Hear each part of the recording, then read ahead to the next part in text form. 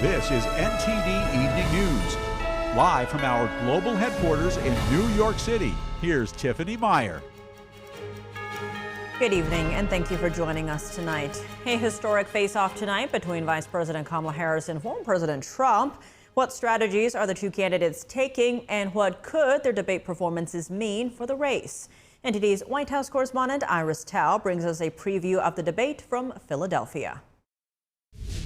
Tonight, former President Trump and Vice President Kamala Harris will be debating for the first time and perhaps the only time before the November election. A lot of undecided voters have told me that tonight will be what they're looking for to make up their minds. Meanwhile, for Harris, the stakes are very high as it's going to be her first opportunity to really introduce herself to such a large audience nationwide to explain and potentially defend her policies, which have been just recently announced. And for Trump, his advisors told us that his strategy will be to compare and contrast his policies with Kamala Harris's and to tie her record as the Attorney General, as the District Attorney, and as the Vice President for the past 3 to 4 years into herself and really make the case to voters how to choose policies and platforms would differ. The Trump campaign today released a new video doing exactly that. Watch. What would you do day one? There are a number of things on day one. On day one priority, ready on day one. Kamala, day one was January of 2021. Day one for Kamala was 3.5 years ago. Why hasn't she done it? And Harris is expected to use her experience as a former prosecutor to go after Trump and also to defend her own policies. The Harris campaign also invited 2 former staffers in the Trump administration to talk to reporters here in the spin room to appeal to what they call moderate Republicans. Here's a part of our gaggle. Watch. Could I ask a quick Vice President Kamala Harris has spoken values are moderate. I trust her to protect our alliances. I trust her to stand for all American people, not just a marginal portion of the population. She's going to be focused on issues that matter to the American people. And President Biden, leaving the White House today, said this about the debate. I spoke to the Vice President. She seems calm, cool, and collected. I think she's going to do great. And I'm not going to tell you what advice I gave. And later tonight, after the debate, both candidates will have surrogates talk to reporters here in the spin room. The Harris campaign will have Gavin Newsom, the California governor, and Josh Shapiro, the Pennsylvania governor, as well as North Carolina governor Roy Cooper. And meanwhile, Trump's campaign will have 2 former Democrats, including RFK Jr. and Tulsi Gabbard, as well as his running mate, J.D. Vance, talking to us later tonight. Back to you. With the presidential debate just hours away, do voters have a winner in mind? NTD's Sam Wong was out at the National Mall to find out which issues matter most to Americans in this election. Who are you rooting for, and who do you think is going to come out on top? We're rooting for team not going back. We're rooting for Harris and Walz tonight. Absolutely. I'm supporting President Trump. Trump should, but just because I don't know. I hope she performs better than she does other places. I hope Vice President Kamala Harris comes out on top. I think she's going to make a good case for her presidency, and I wish her all the luck because she's getting my vote. Whatever happens, it'll be a very big changing point for the nation. I'm excited to see but I think both got very, very chance of winning, though. I feel the same way. I'm going in tonight just kind of seeing what both have to say, and I don't know if tonight will be the decider, but tonight will definitely be a big part of my choice in November. And what are some of the top issues you hope the two candidates to address tonight? Well, of course, there's always the economy, there's the immigration, there is our place in the world. Who's going to maintain our democratic society here in America? I think that's very important to all of us. I'm not really sure. I'm just got to wait and see what happens tonight. The economy, the border, spending too much money overseas instead of spending it at home, taking care of the veterans and homeless. I mean, the average mortgage was like $1,800 when Biden took office. Now it's like $3,200. Groceries are through the roof. I don't know how people live. Well, I'm pro-life, and there's 10 commandments. Thou shalt not kill. A mother is special. A child is a gift. And us men in this world need to take responsibility. Whichever president becomes the new one, I would definitely like to see them try and unite both sides, play both fields a little bit. Fiscally, I'd hope, taxes go down, prices for groceries go down. I hope, I can, afford to live in America for a little bit longer, And be sure to tune in for our pre and post debate show on The Nation Decides 2024, presented by Steve Lance and myself. That's at 8 p.m. Eastern tonight. We'll have on-the-ground coverage, in-depth analysis, and a lot more prepared for you. Don't miss it. That's tonight at 8 p.m. Eastern right here on NTD News. North Carolina voters won't see Robert F. Kennedy Jr.'s name on the ballot this election. The state Supreme Court is forcing its removal with a 4-3 decision. The panel says it's more important for ballots to be correct than for absentee ballots to go out on time. Meanwhile, in Michigan, the state's highest court also ruled yesterday that Kennedy will remain on the state ballot during the November election. Kennedy is no longer running for president as an independent. He's trying to remove his name from ballots in various states to boost support for former President Trump. Tropical storm Francine is barreling towards Texas and Louisiana. It's bringing the threat of dangerous storm surges. Officials are urging residents to get prepared. NTD's Christina Corona gives us the latest update. Storm Francine is expected to be upgraded to a Category 1 hurricane Tuesday. That's ahead of its anticipated landfall in Louisiana Wednesday. Francine currently has maximum sustained winds at 65 miles per hour. It's just 9 miles per hour shy of hurricane strength. As of Tuesday afternoon, the storm was approximately 135 miles southeast of the mouth of the Rio Grande. It was 360 miles southwest of Morgan City, Louisiana. A hurricane warning has been issued for much of the Louisiana coast. A storm surge warning extends from High Island near Houston all the way to the Mississippi-Alabama border. The governors of Louisiana and Mississippi have both declared a state of emergency. Officials gave an update on how Louisiana is preparing. Landfall looks to be during the afternoon or early evening, but probably mid-afternoon on Wednesday. So tropical storm force winds begin tomorrow morning. The good news here is it comes in at about 15 miles per hour, should push through relatively quickly. We're looking at rain totals of anywhere from 4 to 8 inches of rain widespread across South Louisiana. Governor Jeff Landry is urging residents to download the Get a Game Plan app. It provides real-time updates and help people stay informed and prepared for emergencies.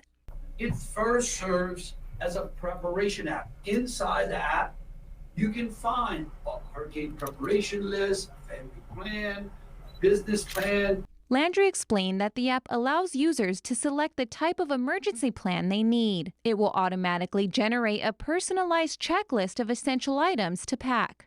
And the app will tell you the things that you should populate in your hurricane prepare list, right?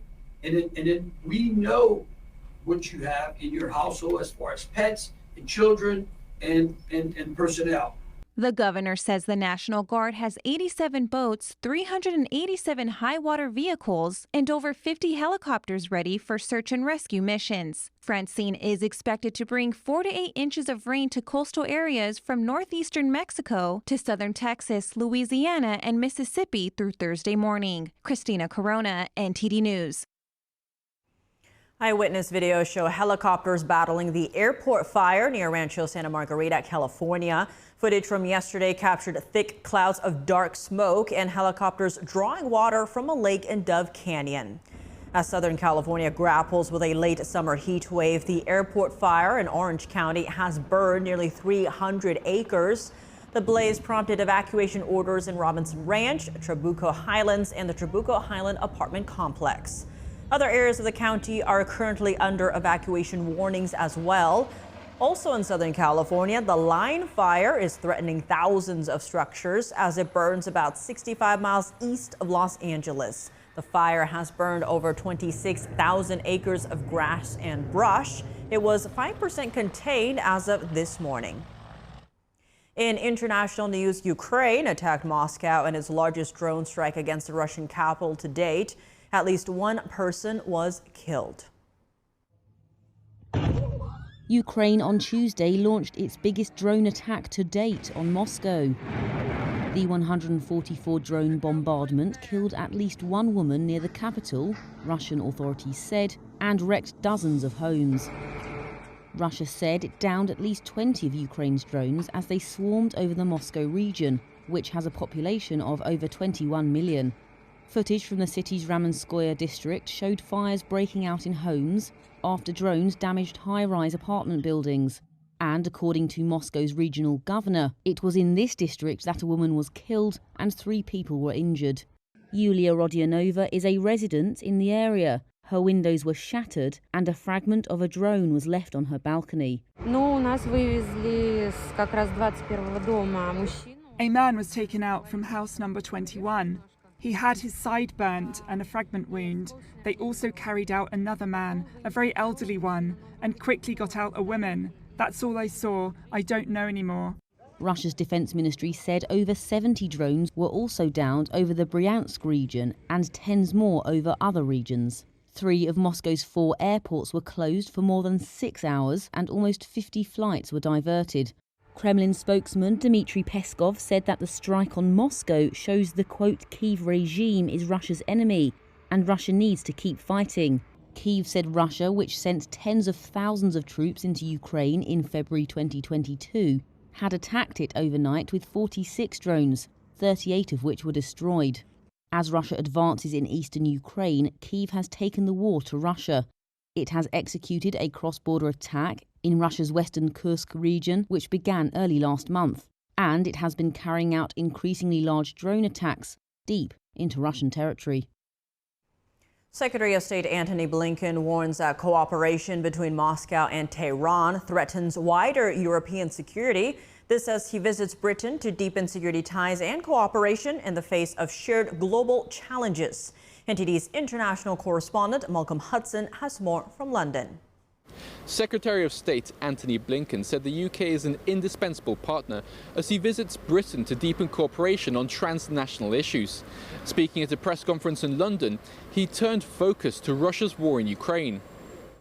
One of the reasons that Putin is able to continue this aggression is because of the provision of support from the People's Republic of China, the biggest supplier of machine tools, the biggest supplier of microelectronics, all of which are helping Russia sustain its defense industrial base. He said the UK and the US are aligned in holding China accountable for this. He added Russia is increasingly relying on help from Iran and North Korea. In what he called a dramatic escalation, Blinken said Iran has supplied Russia with short-range ballistic missiles, which he says Russia will likely use within weeks. Iran has previously supplied Russia with drones and has built a drone factory in Russia.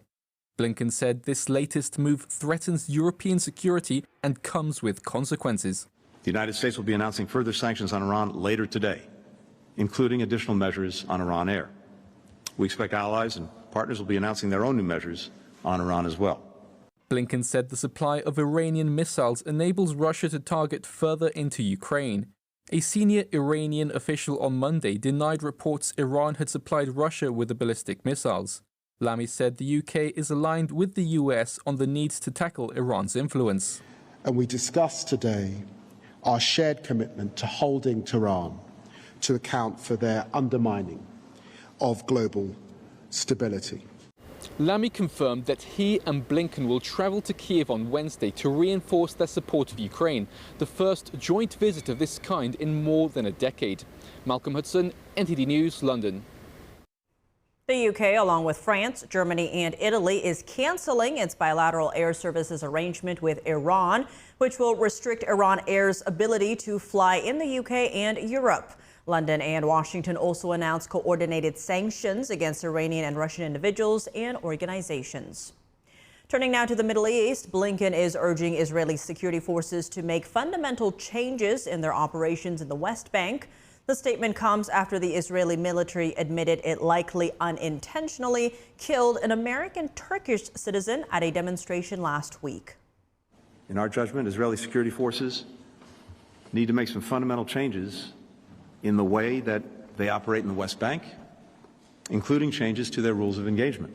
Now we have the second American citizen killed at the hands of Israeli security forces.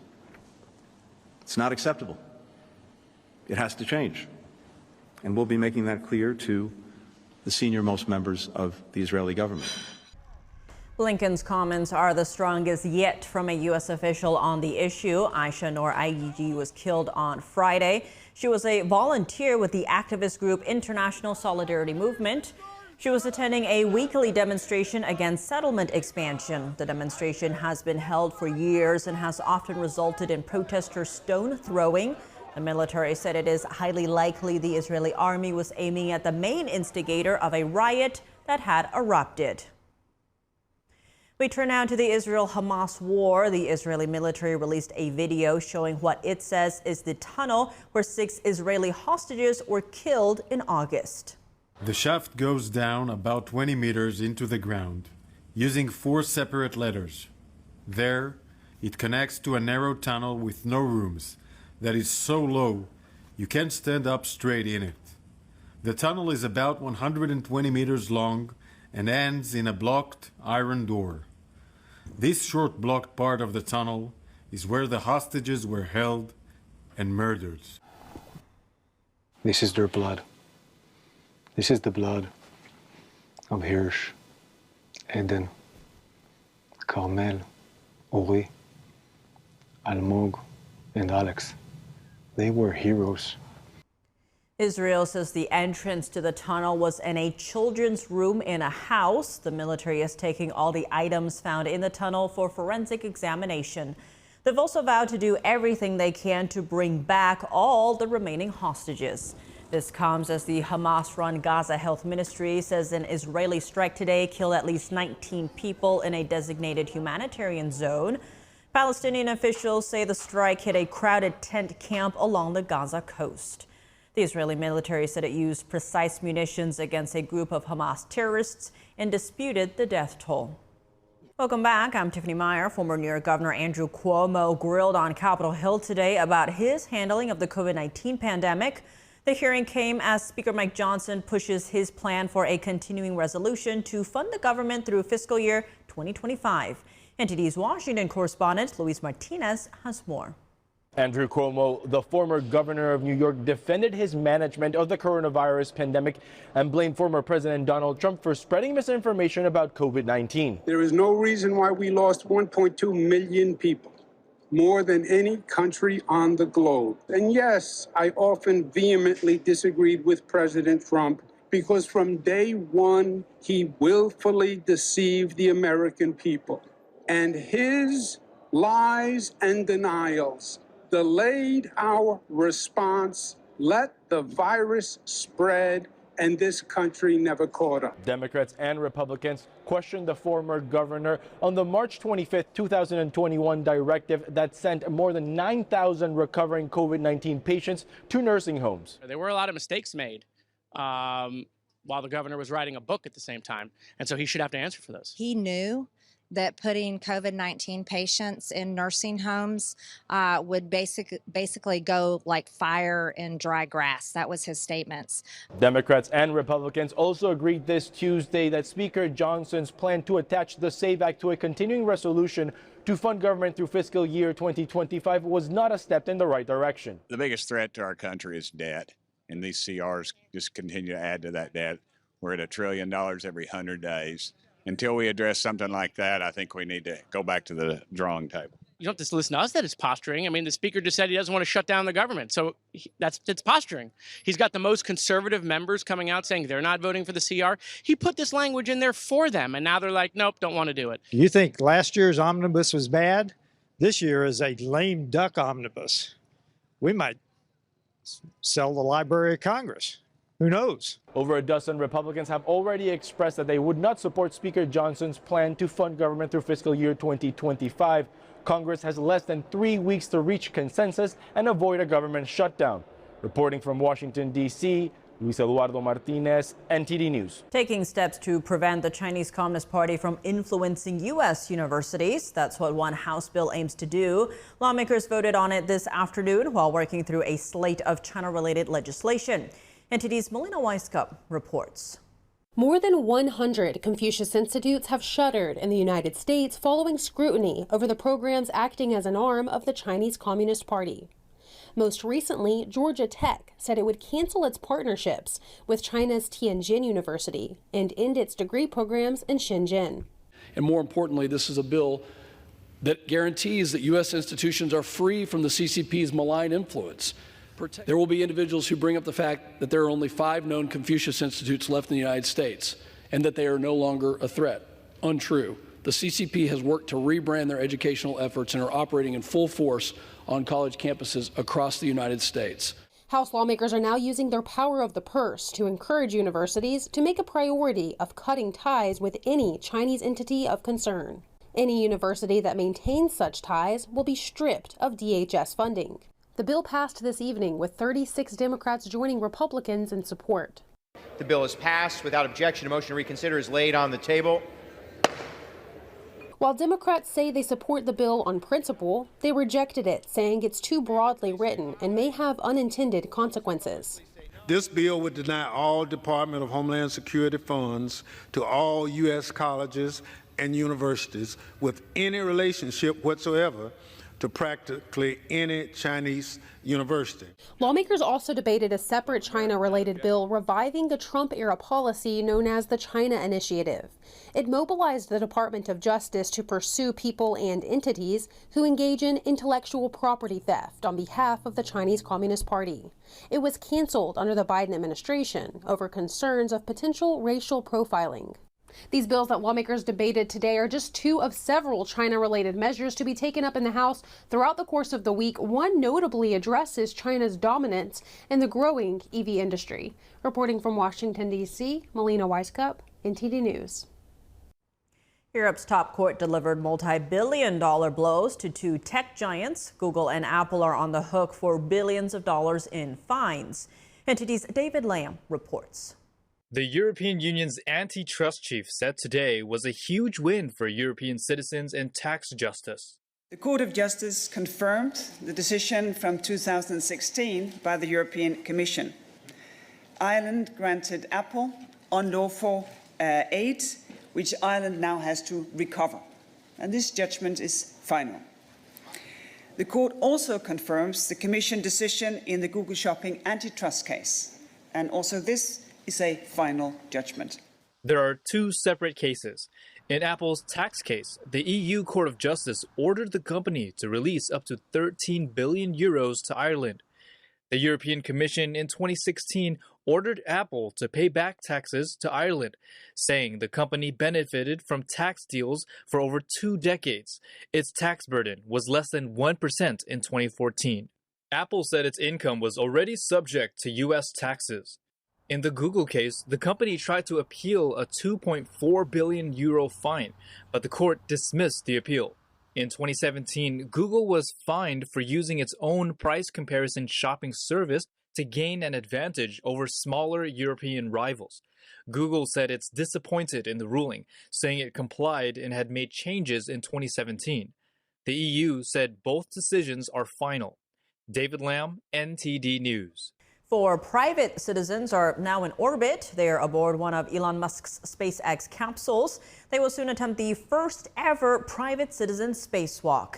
It's not without its risks. The crew is facing potentially extreme temperatures and debris flying at 17,000 miles an hour. Here's the story. Early Tuesday morning, 4 private citizens geared up in SpaceX spacesuits. They're preparing to launch into space as part of SpaceX's Polaris Dawn mission. Among them, entrepreneur Jared Isaacman, retired Air Force Lieutenant Colonel Scott Pottit, NASA veteran Anna Menon, and former SpaceX intern Sarah Gillis. 4, 3, 2, 1, ignition, and go Falcon, go Polaris. Copy, 1 Alpha. Vehicle switching downrange. Stage 1 propulsion is nominal. Touchdown. Just read the instructions. A very excited crowd there. The 4 private citizens will conduct experiments on how space affects human health, test out Starlink communications tech, and attempt the first ever private citizen spacewalk. Obviously, a spacewalk means having to leave the spaceship's controlled environment. The riskiest part of it is that you threw away your atmosphere and then you have to rebuild it after the mission. There is no airlock. I think, if there's micrometeorite contact, then it was one hell of an unlucky day. Mission Commander Isaacman explained earlier this year that the goal is to test the suits. He says similar suits could be worn in the future if humans populate another planet. Spacewalks are risky. The suits are the only protection against the vacuum of space. Debris there can fly at 17,000 miles an hour. Temperatures can be extreme, and suits can malfunction. If the steel tether tying the astronaut to the ship breaks, he or she could just float away. Luckily, that's never happened before. The full operation in total is going to be around 2 hours. And, we really are hoping to bring back this knowledge for the SpaceX team of how does a suit perform. Sarah Gillis, the former SpaceX intern, says the crew will use what they learned to make the suits better. The four will spend 5 days orbiting Earth. This is the first of at least 3 anticipated missions, all funded by Isaacman. And joining us now to discuss the debate are 2 guests. Mike Leon is Policy and Strategy Director at Free and Equal Elections Foundation and host of the podcast, Can We Please Talk? Theron Bond is a Democratic strategist. Mike and Theron, thank you so much for joining us. Good to see you both again. Mike, I want to start with you. What are your expectations for tonight's debate? What must we hear from each candidate? Hey, Tiffany, good to see you always. What I expect and what I want, I think, are going to be 2 different things, right? What I expect will be, the sound bites of Donald Trump and some of the talking points that he has done throughout this campaign cycle. I expect him to potentially deliver a message that independent voters are truly trying to listen for. I would hope that he does that, but I don't think he will. I think Kamala Harris, for her, this is a pivotal moment for her. I've been mentioning this on other NTD shows. 51 million people watched the last debate. This is going to be an expected bigger audience. And I think for her, now that the campaign has announced policies on their website and they've put forward this economic plan, I think people are really interested in learning more about it, learning more of why we aren't doing some of those things right now under the Biden-Harris administration. And I think that's going to be pivotal for her to outline today. Focus on those issues and don't focus on what the other candidate is saying. Expanding on that, Theron, many voters will be tuning in tonight to learn more about Harris as a candidate. What must voters hear from Harris tonight? Voters, most importantly, need to hear an explanation. They need to know why it's taken so long for her to form these policies. They need to know how she's going to kind of walk them out. What's her pathway to accomplishing these goals? And also likely why she hasn't put pressure on President Joe Biden to fulfill some of these things, because on some issues, they are pretty much in lockstep with one another with what they're doing. But she owes the American people an explanation, and hopefully we get it. If former President Donald Trump is quiet enough, we'll get to hear her a bit loudly. But what she does with that silence on his part will certainly make a determination in how voters will feel about her going forward. And Mike, to your earlier point about independents, it does look like both sides will be going after the independents or undecided voters in swing states, given how close polls have been so far. What areas can we expect to hear from each candidate in terms of winning over those votes?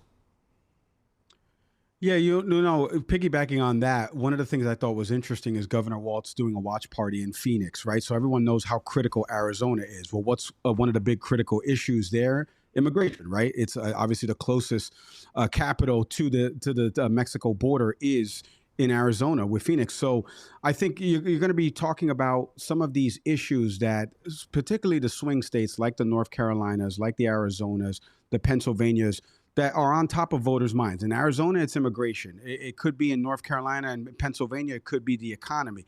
Obviously, the vice president has championed here in my state in Florida with the 6-week abortion ban that's on the state's ballot coming up in November. She's been here talking about women's reproductive rights. So those are going to be the focal points, but I do expect, in lieu of what just happened a couple weeks ago, or last week, in Georgia with the school shooting, I expect something to be discussed about gun reform and red flag laws and universal background checks. I hope that, again, expectations and what I actually want. So I hope that that's emphasized as well. But then also foreign policy, right? We got 2 wars that are going on right now. We have a superpower in China that has been aggressive towards Taiwan. Those are going to be discussed, and they need to be discussed and outlined from the vice president's perspective to explain what she would do from a diplomatic perspective. We know what Donald Trump has said about those conflicts. We need to learn a little bit more about Vice President Harris's positions on them. And Theron, continuing in that vein, when it comes to Harris, how likely are we to hear a more moderate version of her tonight compared to her, say, more liberal background when she was in California? Well, that's what we're seeing reflected in the policies that she just released. For those who were saying she's extremely progressive, she's in fact not, and those policies speak to that. I think what she's going to do is she's going to stay the course. She's going to give us some of the same talking points, delivery, inflections, hot points over and over again. I think the only way we get something different is if the moderators ask, and hopefully they will ask some of the tough and burning questions that the American people have been dying to get answers to. But outside of that, she won't provide them on her own, which is really unfortunate. So my expectation is that she's going to do the same, but my hope would be in order to garner votes to win in November that she would do more explaining. Expanding on that, Theron, will voters in swing states be convinced? For instance, in Pennsylvania, where many people are saying Harris has to win that to win in November, energy and fracking is a big deal there. Now, has Harris convinced those voters, especially that she is now for fracking, given her past when she sued the Obama administration in 2016 over that very issue? I think there are some issues that are blanket issues and affect most of the American people, and then there are others that are more important based on where you are geographically in the United States, and that's the case for Pennsylvania. I think, is it critical to her to win? Yes, but if she was doing enough work across the board, that could make up for some of the difference if she loses. But here's the big thing that nobody is talking about yet. She could very well win the popular vote, but the Electoral College is still in play. And if those electors do not cast in her favor, then it would be all for naught with the popular vote, even if she wins that. On that note, Mike, how important is tonight's debate to each candidate? Is this a make or break night for them? Well, it was a make or break night for Joe Biden, right? We saw the landscape of American politics forever changed after June 27th and on the morning of June 28th. So I think for sure for tonight, we are not going to learn anything different about former President Trump. I think right now, former President Trump has laid out his positions, whether you agree with them or not. You know what Donald Trump is, right?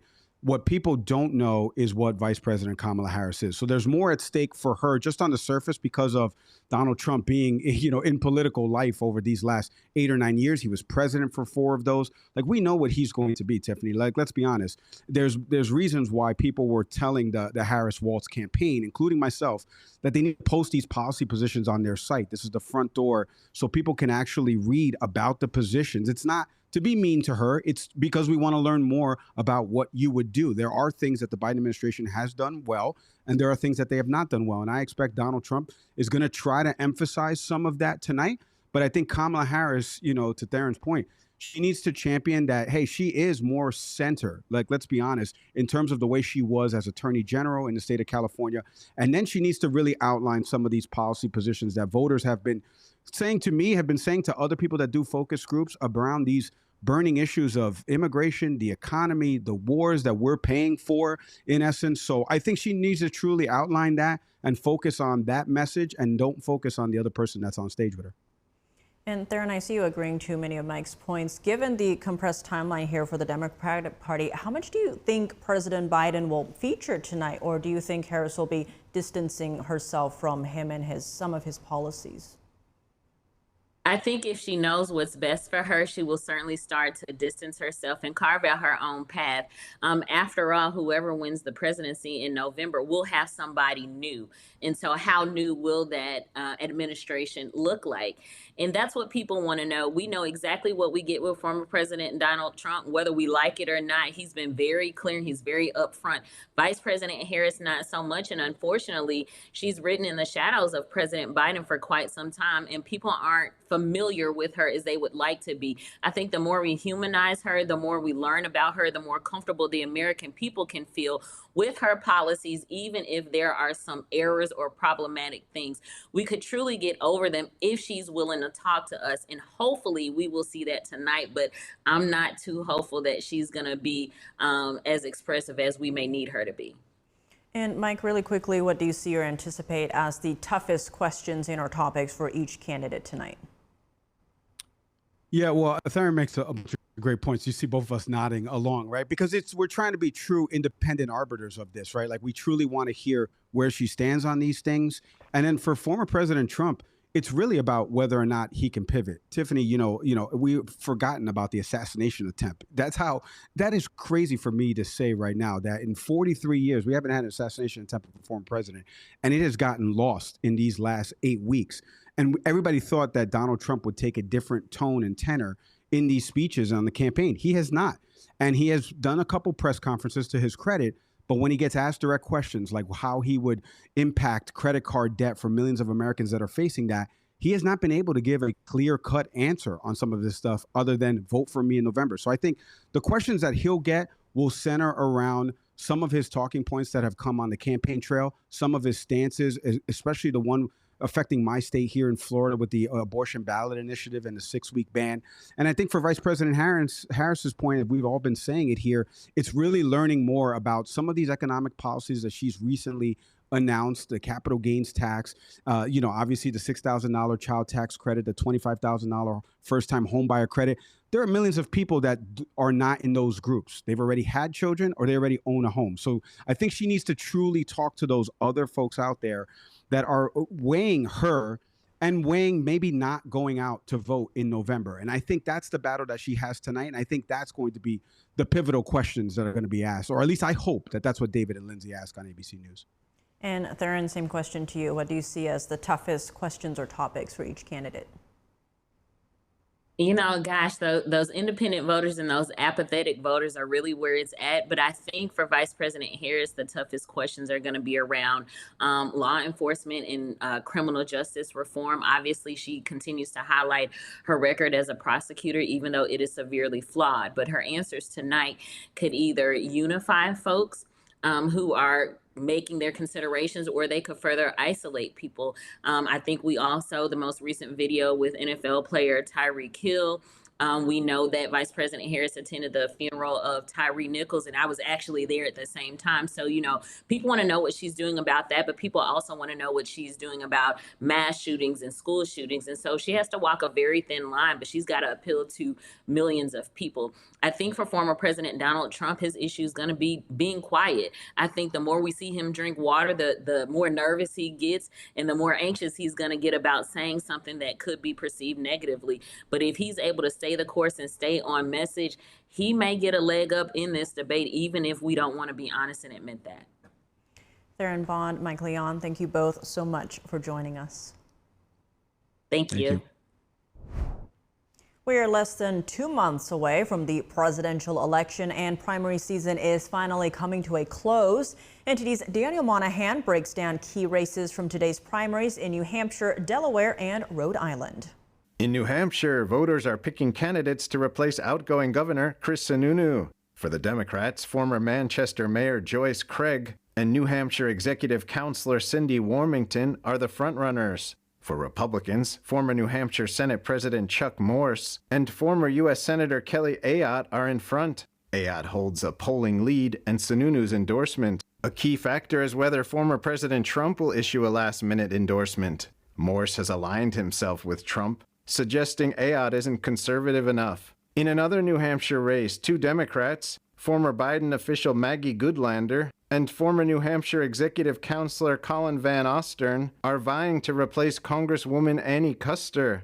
More than a dozen Republicans are also running for Kuster's seat. Cook Political Report rates her seat likely Democrat. In Delaware, the governor's race has drawn 3 Democrats and 3 Republicans. The current governor, John Carney, has reached his term limit. The Democratic contenders to replace him are Lieutenant Governor Bethany Hall Long, former Delaware Secretary of Natural Resources and Environmental Control Colin O'Mara, and Newcastle County Executive Matt Meyer.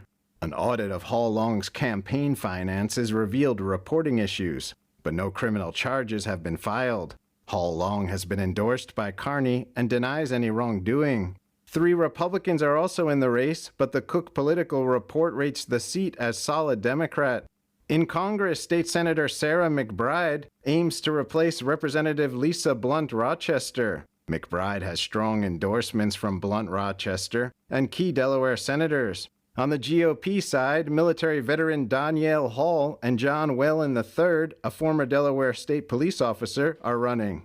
In Rhode Island, Senator Sheldon Whitehouse faces a primary competition from challenger Mike Costa, but is favored to win. On the GOP side, Rhode Island State House member Patricia Morgan and Raymond McKay will compete to see who will challenge Whitehouse in November. Daniel Monahan, NTD News.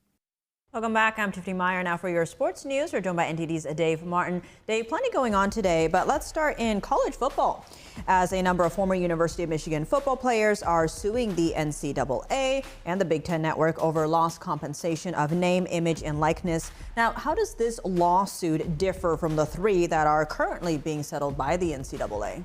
Well, for one thing, the big one, that's that three in the works right now that you just mentioned. It's going to pay back damages to athletes dating back to 2016 for all NCAA athletes of every sport. This one is just for Michigan-only football players who played before 2016.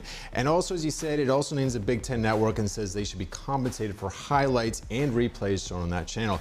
Now, currently, the NCAA is close to settling that big three lawsuit for close to $3 billion. The judge, though, has not approved the deal yet, but it will reportedly lead to schools paying their own athletes, so it would be a huge change in college athletics. In any case, this Michigan lawsuit, it'll be interesting to see if other alumni of other schools in the Big Ten whose highlights and replays are also shown on this network, like maybe Ohio State or Penn State, decide to join in. Well, looking at NFL news, there was a bit of a surprise last night as the 49ers didn't play running back Christian McCaffrey, who was listed as questionable. Now, the league in turn has declined to respond about whether they're looking into possible violations of injury reporting. Why would this be an issue? Mostly because there's a whole other world that's dependent upon these injury reports, mainly sports gambling and also fantasy football, which is kind of a subset of that. Now, these are a combined, billion-dollar enterprise. McCaffrey is one of the best in the game. His presence on the field is usually a major difference for the 49ers. Now, as it turns out, his replacement, Jordan Mason, had a huge game last night, 147 yards on 28 carries. San Francisco really dominated New York. But where the NFL might look into this a bit is McCaffrey was listed as questionable on Friday, as you said. That usually means there's a 50-50 chance he's going to play. Now, Mason, who was interviewed on the field after the game, said he was told Friday that he would get the start. Now, 49ers head coach Kyle Shanahan said he only told Mason to prepare for a heavier workload on Friday. In any case, the league declined to comment on the issue, but injury reporting is something that they take very seriously. Well, Dave, as always, thanks for joining us, and we will be seeing you in less than an hour for our pre- and post-debate coverage of The Nation Decides 2024. Yes, I'll be the election analyst all of a sudden for that one. Does everything sports and data. Well, that's all for today's news. For around-the-clock coverage, visit us at ntd.com or download our NTD app. Thanks for tuning in. I'm Tiffany Meyer. Good night.